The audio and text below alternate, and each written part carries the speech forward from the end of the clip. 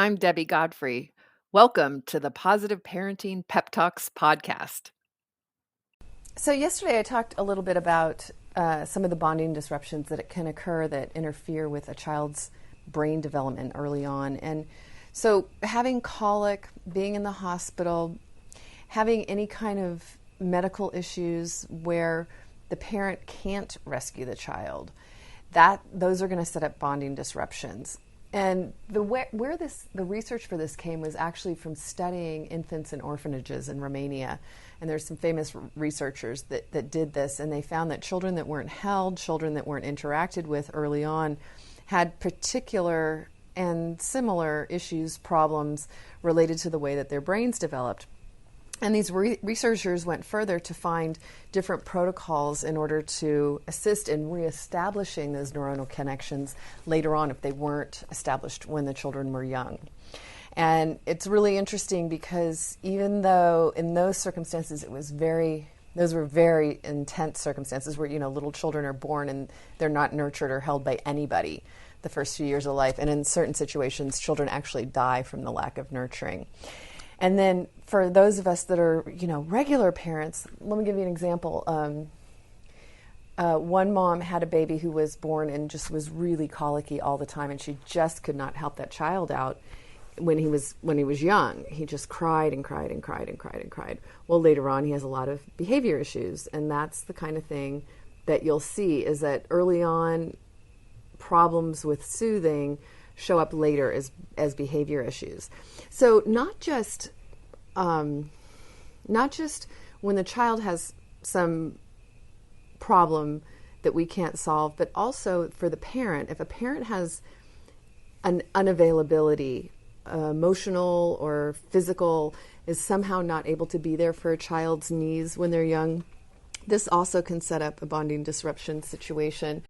When you need mealtime inspiration, it's worth shopping Baker's, where you'll find over 30,000 mouth-watering choices that excite your inner foodie. And no matter what tasty choice you make, you'll enjoy our everyday low prices, plus extra ways to save, like digital coupons worth over $600 each week. You can also save up to $1 off per gallon at the pump with fuel points. More savings and more inspiring flavors make shopping Baker's worth it every time. Baker's, fresh for everyone. Fuel restrictions apply. And I'll give you an example of this from my own life. When I had my second daughter, I was in a really stressful situation. Had gotten married, and it wasn't going well. And I feel like looking back, I was really emotionally unavailable, unable to really bond with her. So I set up a situation because I was emotionally so stressed. Children often will take this on from their parents and be stressed too. And so when I started learning about this bonding stuff, many of the things that I learned in the classes and with the trainings that I took, I practiced with my middle daughter, who I felt I had, the most serious bonding disruption experience. And all of the things really worked and helped to alleviate some of the bonding problems that we had. So whether it's situations coming from, something that the child was experiencing or something that you were experiencing, if you notice certain symptoms, and as your child gets a little bit older, you'll notice certain things like, as in their behaviors, they're very difficult to manage behavior-wise, so they don't listen to you. Lack of eye contact is a big one. Kids that have bonding disruptions cannot make eye contact with you. And this can be very frustrating. And the more we try to force it, of course, the worse it gets. And so we want to look and see, if this might be the root of some of the challenges that we have with a particular child. And so tomorrow I'll go into a little more about this and wrap up this discussion on early bonding and attachment. Thanks. Have a great day. Happy parenting.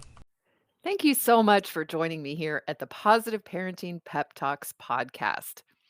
I assume you're here because you're getting something out of these daily pep talks.